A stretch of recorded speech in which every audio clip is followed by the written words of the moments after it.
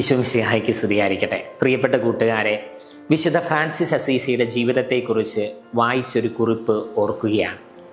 അദ്ദേഹം വയൽ വരമ്പിലൂടെ നടന്നു പോകുമ്പോൾ ചേറിൽ നിന്ന് ഒരാൾ കയറി വന്ന് ചോദിച്ചു, ഫ്രാൻസിസ് അല്ലേ? അദ്ദേഹം മറുപടി പറഞ്ഞു, അതെ. എല്ലാവരും അങ്ങേ ഒരു വിശുദ്ധനായി കരുതുന്നു. ഫ്രാൻസിസ് പുഞ്ചിരിച്ചു. അങ്ങനെ തന്നെ ആയിരിക്കണം. ഇത് പറഞ്ഞിട്ട് അയാൾ വീണ്ടും വയലിലേക്ക് ഇറങ്ങിപ്പോയി. ഫ്രാൻസിസ് നിറകണ്ണുകളോടെ തൻ്റെ അടുത്ത് നിന്ന ബ്രദർ ലിയോയോട് പറഞ്ഞു, നീ കണ്ടില്ലേ, ദൈവം ചേറിൽ നിന്ന് കയറി വന്ന് എന്നെ ശാസിച്ചിട്ട് ചേറിലേക്ക് തന്നെ മടങ്ങിപ്പോയത്. ദൈവത്തിനും മറ്റുള്ളവർക്കും എല്ലാറ്റിനും എല്ലായ്പ്പോഴും നിങ്ങളോട് എന്തോ പറയാനുണ്ട്.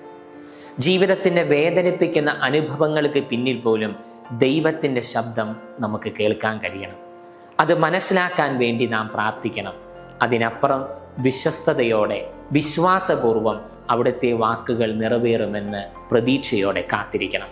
ഇന്ന് നാം വായിച്ചു കേട്ട സുവിശേഷ ഭാഗം വിശുദ്ധ ലൂക്കാ സുവിശേഷം 1-ാം അധ്യായം 57 മുതൽ 66 വരെയുള്ള വാക്യങ്ങൾ ഒരു കുഞ്ഞിൻ്റെ കഥയല്ല, മറിച്ച് വാഗ്ദാനം സാഫല്യത്തിലെത്തുമെന്ന ദൈവത്തിൻ്റെ വിശ്വസ്തതയുടെ കരുണയുടെ കഥയാണ്. സക്രിയായും എലിസബത്തും വിധിയുടെ വാതിലുകൾ അടഞ്ഞുപോയെന്ന് തോന്നിച്ച ദമ്പതിമാർ, വർഷങ്ങൾക്കപ്പുറം ഒരു കുട്ടിയെന്ന പ്രതീക്ഷ മനസ്സിൽ പോലും ഇല്ലാതിരുന്നവർ, മനുഷ്യരുടെ കണക്കിൽ ഇനി ഒന്നും സംഭവിക്കില്ല എന്ന് തോന്നിച്ച അവസ്ഥ. പക്ഷേ ലൂക്കാ സുവിശേഷം 1-ാം അധ്യായം 57-ാം വാക്യം ഇങ്ങനെ പറയുന്നു, എലിസബത്തിന് പ്രസവ സമയമായി അവൾ ഒരു പുത്രനെ പ്രസവിച്ചു. ഇന്നത്തെ സുവിശേഷത്തിൻ്റെ സന്ദേശം ഒറ്റ വാക്കിലേക്ക് നമുക്ക് ചുരുക്കാം: ദൈവത്തിൻ്റെ സമയത്തിനായി കാത്തിരിക്കണം. പ്രിയപ്പെട്ട കുട്ടികളെ, ദൈവത്തിൻ്റെ സമയത്തിനായി നാം കാത്തിരിക്കണം. മനുഷ്യരുടെ രീതിയിൽ കാലതാമസമെന്ന് കരുതുന്നതാണ് ദൈവത്തിൻ്റെ പദ്ധതിയിൽ ശുഭമുഹൂർത്തമായി തീരുന്നതെന്ന് ഇന്നത്തെ സുവിശേഷഭാഗം നമ്മളെ ഓർമ്മിപ്പിക്കുന്നു. ഓർക്കുക, ദൈവത്തിൻ്റെ സമയത്ത് വാഗ്ദാനം സംഭവിക്കുന്നു. നമ്മുടെ സമയത്തല്ല, നമ്മുടെ കണക്ക് പുസ്തകത്തിലും കലണ്ടറിലുമല്ല. ദൈവം തീരുമാനിച്ച ആ നിമിഷത്തിലാണ് അത്ഭുതങ്ങൾ ഉണ്ടാകുന്നത്. അതിന് കാത്തിരിക്കാൻ ഒരു മനസ്സ് നമുക്ക് വേണം. അത് നമുക്കുണ്ടോ? നമുക്ക് വിചിന്തനം നടത്താം. നമ്മുടെ ജീവിതത്തിൽ നാം എത്രമാത്രം കാത്തിരുന്നിട്ടുണ്ട്?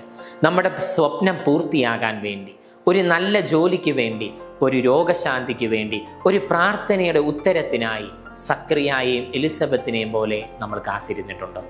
എലിസബത്തും സക്രിയായും കാത്തിരുന്നു. സമയം വന്നപ്പോൾ, ദൈവത്തിൻ്റെ സമയം വന്നപ്പോൾ വാഗ്ദാനം പൂർത്തിയായി. എല്ലാം കഴിഞ്ഞു, ഇനി ഒരു രക്ഷയുമില്ല എന്ന ചിന്ത മനസ്സിലേക്ക് വരുമ്പോൾ നമ്മൾ നിരാശപ്പെടരുത്. നിന്റെ കാലതാമസം ദൈവത്തിൻ്റെ സമയത്ത് പൂർത്തിയാകുമെന്ന് തിരിച്ചറിയുക. നിന്റെ കഴിവ് അവസാനിക്കുന്നിടത്തായിരിക്കും ദൈവത്തിൻ്റെ കഴിവ് പ്രകടമാകുന്നതെന്ന് തിരിച്ചറിയുക. ദൈവം പ്രവർത്തിക്കുവാൻ നമ്മൾ കാത്തിരിക്കുക.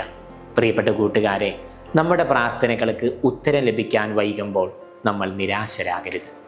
ദൈവത്തിൻ്റെ സമയത്തെ നാം വിശ്വസിക്കണം. അവൻ കരുണയുള്ളവനാണ്. അവൻ്റെ വാഗ്ദാനങ്ങൾ ഒരിക്കലും വിഫലമാകുകയില്ല എന്ന് നമ്മൾ ഉറച്ചു വിശ്വസിക്കണം. അവസാനമായി, സക്രിയായുടെ വീട്ടിൽ ഒരു കുഞ്ഞിൻ്റെ കരച്ചിൽ കേട്ട നിമിഷം ഇസ്രായേലിൻ്റെ പ്രതീക്ഷ പുനരുജ്ജീവിച്ചു.